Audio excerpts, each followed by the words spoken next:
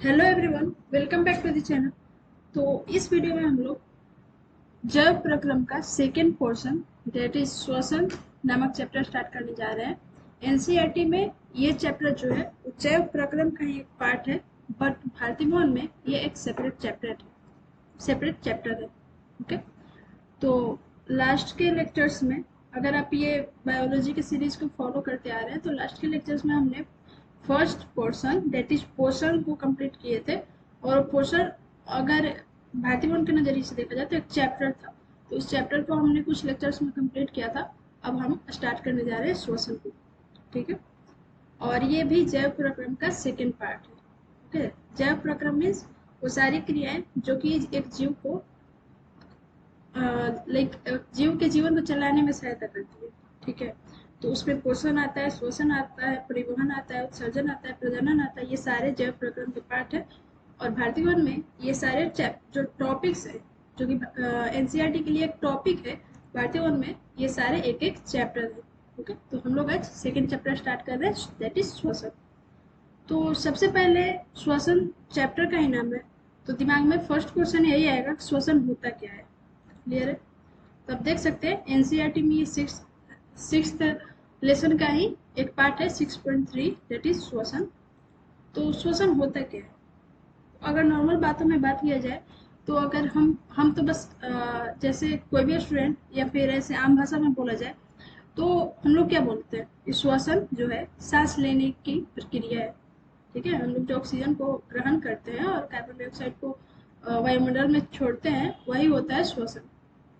But अगर एक scientific definition देखा जाए तो श्वसन means like not only taking the breath. Okay, श्वसन मीन्स होता है कि आप जैसे कि पोषण मीन्स क्या होता था, पोषण मीन्स सिर्फ भोजन करना नहीं होता था, बल्कि भोजन करने के बाद उससे प्रोटीन प्राप्त करना और अपने शरीर को स्वस्थ बनाए रखना इज लाइक पोषण। ओके, तो वैसे ही श्वसन में सिर्फ सांस लेना नहीं होता है, बल्कि श्वसन उन सभी प्रक्रियाओं का सम्मिलित रूप है जिनके द्वारा शरीर में ऊर्जा का उत्पादन होता है। ठीक है, तो पोषण से जो है वो शरीर को पोषक तत्व मिलते थे, और यहाँ श्वसन से शरीर को ऊर्जा की प्राप्ति होती है। ठीक है, तो जैसे कि पोषण उन सभी प्रक्रियाओं का सम्मिलित रूप था जिससे कि हमारे शरीर को पोषक तत्व की प्राप्ति होती थी, वैसे ही श्वसन उन सभी प्रक्रियाओं का सम्मिलित रूप है जिससे कि हमारे शरीर को ऊर्जा की प्राप्ति होती है। क्लियर है, अब अगर इसको एक बड़े लैंग्वेज में बोला जाए, ठीक है, कि श्वसन मीन्स ये तो हो गया कि ऊर्जा की प्राप्ति होती है, लेकिन कैसे होती है, हमारे शरीर को ऊर्जा मिलती कैसे है, उस सेंस में अगर बात किया जाए, जैसे कि हम क्या लेते हैं, ऑक्सीजन लेते हैं सांस के रूप में और फिर कार्बन डाइऑक्साइड छोड़ते हैं। ठीक है, तो ये कैसे होता है कि ऑक्सीजन जाता है और कार्बन डाइऑक्साइड निकल जाता है, इसके बीच में जो प्रक्रिया है ना, उसी प्रक्रिया को इस चैप्टर में पढ़ना है। क्लियर है, अब इस प्रक्रिया को अगर एक अच्छे लैंग्वेज में लिखने की कोशिश की जाए तो हम बोलेंगे कि यहाँ पे मैंने लिखा है एक डेफिनेशन कि बाहरी वातावरण से, क्लियर है, बाहरी वातावरण मीन्स पर्यावरण से नासिका छिद्र के द्वारा मीन्स नाक के द्वारा ऑक्सीजन को ग्रहण कर उसे शरीर की सारी कोशिकाओं तक पहुंचाना, जहां पर इसका उपयोग कोशिकीय ईंधन अर्थात ग्लूकोज का ऑक्सीकरण कर जैव ऊर्जा उत्पन्न करना, तथा इस क्रिया के फलस्वरूप जो कार्बन डाइऑक्साइड बनता है उसको शरीर की सारी कोशिकाओं से बाहर निकालकर वातावरण में मुक्त करना श्वसन कहलाता है। क्लियर है, तो ये लाइन थोड़ा सा बड़ा है, आपको एक लाइन एक बार में नहीं समझ आया होगा, मैं आपको छोटा छोटा करके बताती हूँ। सबसे पहले आता है बाहरी वातावरण से नासिका छिद्र के द्वारा ऑक्सीजन को ग्रहण करना, ये लाइन क्लियर है। जो पर्यावरण से हम नाक के द्वारा ऑक्सीजन को ग्रहण करते हैं फॉर श्वसन। ठीक है, अब उस ऑक्सीजन को हम क्या करते हैं, वो जो ऑक्सीजन हम सांस के रूप में ग्रहण करते हैं वो हमारे सारी कोशिकाओं के पास जाता है। क्लियर, हमारी सारी कोशिकाओं तक पहुंचता है वो ऑक्सीजन, और फिर वहां जाकर वो कोशिकीय ईंधन, ठीक है, कोशिकीय ईंधन बोला जाता है ग्लूकोज को, क्योंकि ये कोशिकाओं के लिए लाइक एक ग्लूकोज एक ईंधन के रूप में काम करता है, इसीलिए ग्लूकोज को कोशिकीय ईंधन भी बोलते हैं। तो अगर आपके ऑब्जेक्टिव में भी यहाँ पे आ सकता है कि इसमें ग्लूकोज को क्या बोलते हैं या इसमें से कौन कोशिकीय ईंधन है, तो वहाँ पे आपको ये लाइन ध्यान रखना होगा। तो जो ऑक्सीजन है जो हम वातावरण से लेते हैं वो हमारे शरीर की सारी कोशिकाओं तक पहुँचता है और वहाँ पर उसका उपयोग ग्लूकोज का ऑक्सीकरण करने में किया जाता है। ठीक है, ग्लूकोज का फॉर्मूला क्या होता है C6H12O6। इसका ऑक्सीकरण किया जाता है जैसे कि कैसे प्रकाश संश्लेषण की प्रक्रिया में क्या होता है, जस्ट अपोजिट होता है श्वसन। जैसे कि प्रकाश संश्लेषण में क्या होता है CO2 प्लस H2O, सूर्य का प्रकाश, और बन जाता है C6H12O6 plus O2 plus H2O, ये चीज बनती है। यहाँ पे क्या होता है हमारे शरीर के अंदर ये C6H12O6 हमारे कोशिकाओं में मौजूद होता है, जो कि हम कहाँ से बनाते हैं, तो भोजन जो करते हैं, क्लियर है, भोजन से बनता है। और ये ऑक्सीजन हम सांस के रूप में लेते हैं, जल तो हमारे अंदर मौजूद है ही, और ये जो है ऑक्सीजन इस ग्लूकोज को ऑक्सीकृत करता है, क्लियर है, कहाँ पर, कोशिकाओं के अंदर ही, और वहां पे उसको ऑक्सीकृत करने से जैव ऊर्जा उत्पन्न होता है। ठीक है, जैसे कि प्रकाश संश्लेषण की प्रक्रिया में उप उत्पाद के रूप में ऑक्सीजन और जलवाष्प बनता था, वैसे ही श्वसन की प्रक्रिया में उप उत्पाद के रूप में बोल सकते हैं। मेन उत्पाद CO2 भी होता है और एक ऊर्जा भी मुक्त होती है, क्लियर है। तो जो C6H12O6 है इस पे ऑक्सीजन क्रिया करता है और क्या बनता है, ऊर्जा बनता है प्लस CO2। ठीक है, तो ऊर्जा मुक्त हो जाता है जिसका कि हम यूज करते हैं अपने दिनचर्या में। ठीक है, अपने रोज के सारे कामों को करने के लिए जो हमें ऊर्जा मिलती है वो यहाँ से मिलती है, क्लियर है। और ये जो CO2 बनता है इसको फिर हम सारी शरीर की सारी कोशिकाओं से बाहर निकालते हैं और वातावरण में मुक्त कर देते हैं। तो ये प्रोसेस है ऑक्सीजन को सांस के रूप में लेने से लेकर कार्बन डाइऑक्साइड को वातावरण में छोड़ने तक, क्लियर है।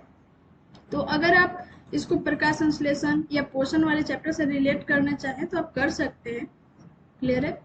और अगर आपने उन वीडियोस को नहीं देखा है तो मैं आपको प्रेफर करूंगी कि आप उन वीडियोस को देखें, क्योंकि उसमें भी मैंने बहुत सही से बताया है और नोट्स के द्वारा बताया, ताकि आप नोट्स में कैसे लिखे ये भी आपको पता चल जाए, क्लियर है। और ये अगर मैं एक लाइन में इस चीज को बोलूँ कि श्वसन होता क्या है, तो श्वसन जो है वो ऑक्सीजन को हम लोग सांस के रूप में लेते हैं, ये ऑक्सीजन कोशिकाओं तक जाता है और कोशिकाओं में ग्लूकोज मौजूद होता है जिसका फॉर्मूला होता है C6H12O6। अब जो ये ग्लूकोज है वो ऑक्सीकृत होता है इस ऑक्सीजन के द्वारा और बनता है CO2 प्लस ऊर्जा, क्लियर है। ये CO2 हमारे सारी कोशिकाओं से बाहर निकलता है और ये चला जाता है वातावरण में, और इस ऊर्जा का हम लोग अपने शरीर में यूज कर लेते हैं, क्लियर है। तो यही होता है श्वसन। अब यहाँ पे सवाल उठता है कि ये जो C6H12O6 है ये टूटता कैसे है, और ये जो CO2 है वो कैसे हमारे कोशिकाओं से वातावरण तक पहुंचता है। ठीक है, जो भी नासिका क्षेत्र के द्वारा कार्बन डाइऑक्साइड भी बाहर निकलता है, लेकिन नासिका क्षेत्र तक वो पहुंचता कैसे, वो सारे क्वेश्चंस के आंसर आपको इस चैप्टर में देखने मिलेंगे, क्लियर है। तो श्वसन क्या है ये आप समझ गए। अभी आगे बढ़ते हैं। तो जैसा कि पोषण में भी हमने पढ़ा था, मैं आपको रिलेट करके इसलिए बता रही हूँ ताकि आपको थोड़ा ज़्यादा अच्छे से समझ आए। अगर आपने पोषण वाला चैप्टर नहीं पढ़ा है और आपको पोषण के बारे में पता भी है तो आप कंटिन्यू कर सकते हैं इस वीडियो से, और अगर आपको पोषण नहीं आता है तो आप उस लास्ट वाले वीडियोस को देखिए, क्योंकि पोषण भी उतना ही जरूरी है जितना कि श्वसन, क्योंकि क्वेश्चंस दोनों चैप्टर से आएंगे। तो श्वसन की दो अवस्थाएं होती हैं, क्लियर है। एक होता है अवायवीय श्वसन, दूसरा होता है वायवीय श्वसन, क्लियर है।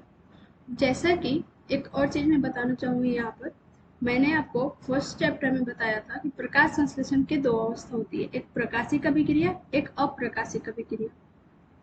ठीक है, मैं आपको दिखा दूं तो मैंने आपको यहाँ पर बताया था,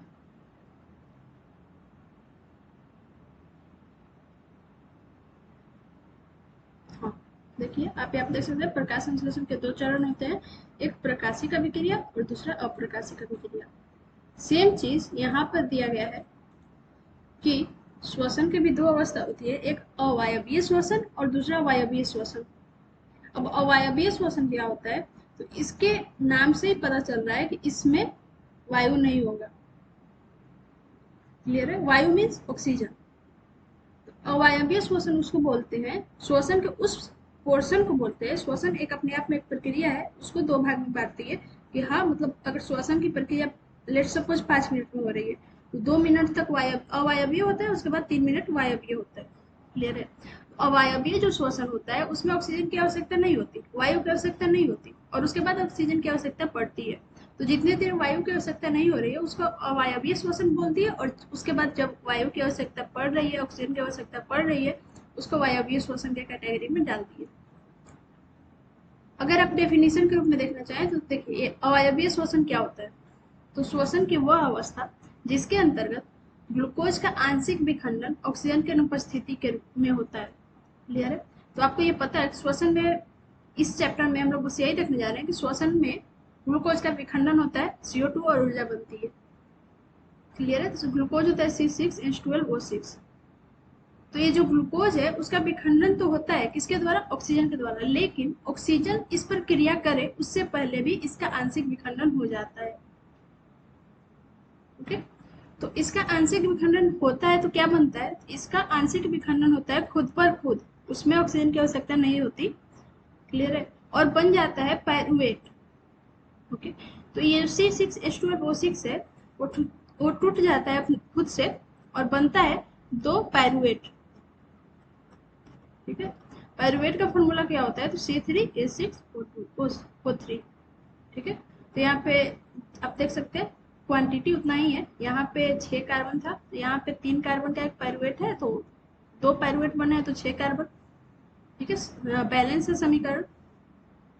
अब ये जो क्रिया है कोशिका द्रव में होती है। क्लियर है? ये जो अवायवीय श्वसन है जिसमें कि जो ग्लूकोज है वो बिना ऑक्सीजन के ही आंशिक रूप से विखंडित होता है और 2 पायरुवेट के अणु को बनाता है, ये प्रक्रिया कोशिका द्रव में होती है, और इसके द्वारा ग्लूकोज के एक अणु से पायरुवेट के 2 अणु का निर्माण होता है। तो ये तो आपको पता ही है, अभी मैंने बताया कि ग्लूकोज के एक अणु से पायरुवेट के 2 अणु का निर्माण होता है। तो यहाँ पर आप देखिए, एक तो मिला आपको अवायवीय श्वसन क्या होता है, इसका डेफिनेशन, साथ ही साथ आपको 2 से 3 ऑब्जेक्टिव में मिल गए, जैसे कि यह जो ये अवायवीय श्वसन है वो कहाँ होता है? तो कोशिका द्रव्य में होता है। साथ ही साथ ग्लूकोज अगर टूटेगा, ग्लूकोज का आंशिक विखंडन किया जाएगा तो क्या बनेगा? तो पायरुवेट बनेगा, वो भी 2 टाइम्स। ओके, बिकॉज पायरुवेट में कार्बन 3 होते हैं, हाइड्रोजन 6 होते हैं और ऑक्सीजन 8 होते हैं। ठीक है? और उसके अपोजिट उसमें अगर 2 से मल्टीप्लाई कर दिया जाए तो ग्लूकोज में 6 कार्बन, 12 हाइड्रोजन और 6 ऑक्सीजन। ओके, तो यहाँ पे आपको अवायवीय श्वसन समझ आ गया होगा। ठीक है? अवायवीय श्वसन फर्स्ट चरण है श्वसन का, जिसमें कि जो ग्लूकोज है वो पहले पायरुवेट में डिवाइड हो जाता है। उसके बाद दूसरा आता है वायवीय श्वसन। तो वायवीय श्वसन, श्वसन की वह अवस्था है जिसमें कि ऑक्सीजन मौजूद होता है। ठीक है? यह अवायवीय श्वसन के बाद शुरू होगा। अभी ग्लूकोज था हमारे पास, कोशिका में ग्लूकोज मौजूद था, ग्लूकोज अपने आप 2 इंटू पायरुवेट में टूट गया। अब यहाँ पे आएगा ऑक्सीजन क्रिया करने। ठीक है? अब ऑक्सीजन क्रिया करेगा इस पायरुवेट पे, जिसमें ऑक्सीजन की उपस्थिति में माइटोकॉन्ड्रिया में पायरुवेट के 3 अणु का पूर्ण ऑक्सीकरण होता है। ठीक है? तो पायरुवेट यहाँ पे 2 अणु मौजूद हैं। ठीक है? और आपको ये भी पता है कि ऐसा जरूरी नहीं है कि कोशिका में बस एक ही ग्लूकोज होगा, ग्लूकोज का एक ही अणु होगा, यहाँ पे ये हजारों की संख्या में होंगे। ठीक है? ये ग्लूकोज काफी संख्या में होंगे। ठीक है? तो ये बस एक ग्लूकोज के टूटने से 2 पायरुवेट बनेगा, बट यहाँ पे काफी ग्लूकोज है तो यहाँ पे भी काफी पायरुवेट बनेगा। ठीक है? अब ये जो पायरुवेट, मान लो कि यहाँ पे लेट सपोज 1000 ग्लूकोज है तो यहाँ पे 2000 पायरुवेट बनेगा। क्लियर है? अब ये 2000 पायरुवेट में से 3 पायरुवेट को अगर ऑक्सीजन के साथ रिएक्शन करवाते हैं तो उसका पूर्ण ऑक्सीकरण हो जाता है। ठीक है? जैसे यहाँ पे ग्लूकोज का आंशिक विखंडन हुआ था, आंशिक ऑक्सीकरण नहीं बोलेंगे क्योंकि यहाँ पे ऑक्सीजन मौजूद था नहीं, तो विखंडन बोलेंगे कि आंशिक विखंडन हुआ था कोशिका द्रव्य में और पायरुवेट बना था। अब 3 पायरुवेट के अणु के साथ ऑक्सीजन जो है उस पर क्रिया करता है और उसका पूर्ण ऑक्सीकरण करता है, तथा 3 अणु कार्बन डाइऑक्साइड, ठीक है, 3CO2 प्लस वाटर प्लस ऊर्जा। ऊर्जा आपको पता है, इस ऊर्जा के लिए ही श्वसन की पूरी प्रक्रिया हम करते हैं, तो ये चीजें बनती हैं। क्लियर है? और 3 कार्बन डाइऑक्साइड, 3 H2O और ऊर्जा जो एटीपी अणुओं के रूप में संचित होती है। और ये जो ऊर्जा मिलती है वो एटीपी के अणुओं के रूप में हमारे शरीर के अंदर संचित होती है। क्लियर है? तो वायवीय और अवायवीय श्वसन आप समझ गए। यहाँ पर भी आप देख सकते हैं, अगर डिफरेंस भी लिखने आ जाता है कि वायवीय और अवायवीय श्वसन में क्या डिफरेंस है, तो आपका फर्स्ट डिफरेंस होगा कि अवायवीय श्वसन में ऑक्सीजन की आवश्यकता नहीं होती, जबकि वायवीय श्वसन में ऑक्सीजन की आवश्यकता होती है। अवायवीय श्वसन जो है वो कोशिका द्रव के अंदर होता है, जबकि वायवीय श्वसन जो है वो माइटोकॉन्ड्रिया के अंदर होता है। अवायवीय श्वसन में ग्लूकोज आंशिक रूप से विखंडित होकर 2 पायरुवेट के अणु का निर्माण करता है, जबकि वायवीय श्वसन में पायरुवेट का 3 अणु पूर्ण रूप से ऑक्सीकृत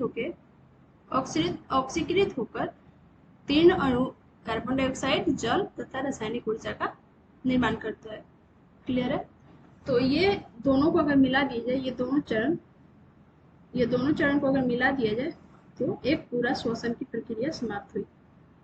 ओके, तो श्वसन की प्रक्रिया को अब आप समझ चुके हैं कि श्वसन की प्रक्रिया में हमने पहले क्या पढ़ा कि ग्लूकोज रहेगा मेरे पास C12O6, हम इस पे ऑक्सीजन देंगे और मेरे पास CO2 कार्बन डाइऑक्साइड बनेगा, ऊर्जा बनेगा, और हाँ H2O तो बनेगा ही क्योंकि हाइड्रोजन कहाँ जाएगा तो उसको जल बनाएगा। क्लियर है? ये चीज हमने श्वसन के डेफिनेशन में देखा। अब इसको थोड़ा सा तोड़ा गया कि भाई यहाँ पे देखो, इसके बाद हमने देखा कि यहाँ पे ये डायरेक्ट ऐसा नहीं बनता, बल्कि इसके बीच एक रास्ता है कि ये जो ग्लूकोज है वो पहले पायरुवेट बनता है, ठीक है, और ये पायरुवेट और ऑक्सीजन आपस में अभिक्रिया करके ये चीज बनाते हैं। ओके, तो ये जो ग्लूकोज टूटा इसको बोलते हैं अवायवीय, और ये पायरुवेट और ऑक्सीजन आपस में मिलकर फिर जो ये बना है इसको बोलते हैं वायवीय श्वसन। क्लियर है? अब इसके बाद अभी और डिटेल में जाइएगा तो ये अब पायरुवेट के टूटने से पहले क्या होता है वो सारी रिएक्शंस भी होंगी, बट हमें उतने डिटेल में पढ़ने नहीं है। और फिर ये पायरुवेट से ऑक्सीजन रिएक्ट करके जो ये CO2 ऊर्जा बना रहा है, इसके बीच में भी काफी रिएक्शंस होते हैं, काफी स्टेजेस होते हैं, बट उतना डिटेल में हमें इस चैप्टर में क्लास 10th में नहीं पढ़ना है। क्लियर? तो चलते हैं नेक्स्ट टॉपिक पे। तो ये एक क्वेश्चन है, NCERT का ही है कि श्वसन सजीवों के लिए क्यों अनिवार्य है, और ये बिहार बोर्ड में आ चुका क्वेश्चन है, इसलिए मैंने इसको यहाँ पे इंक्लूड किया है। श्वसन सजीवों के लिए क्यों अनिवार्य? तो ये तो नॉर्मल आप अपने लैंग्वेज में भी लिख सकते हैं। आपको पता है श्वसन क्यों अनिवार्य है सजीवों के लिए, क्योंकि श्वसन से हमें ऊर्जा प्राप्त होती है। क्लियर है? और किसी भी काम को करने के लिए हम अपने दिनचर्या में, रोज के जीवन में काफी काम करते हैं, और उनको करने के लिए हमें ऊर्जा की आवश्यकता है, और ऊर्जा हमें श्वसन के द्वारा ही प्राप्त होती है, तो इसीलिए हमारे लिए श्वसन आवश्यक है। क्लियर है? और यहाँ पे मैंने उसको थोड़ा सा बढ़ा चढ़ाकर एक लघु उत्तरीय का आंसर लिखने के लिए मैंने लिख दिया है, तो आप यहाँ पे आप देख सकते हैं वीडियो पॉज करके, क्योंकि और अगर आप ऐसे ही नॉर्मल लैंग्वेज में जाना चाहते हैं तो आपको पता है कि श्वसन से हमें ऊर्जा प्राप्त होती है, और ऊर्जा जरूरी है हमारे जीवन में सारे कामों को करने के लिए, इसलिए श्वसन सजीवों के लिए आवश्यक है।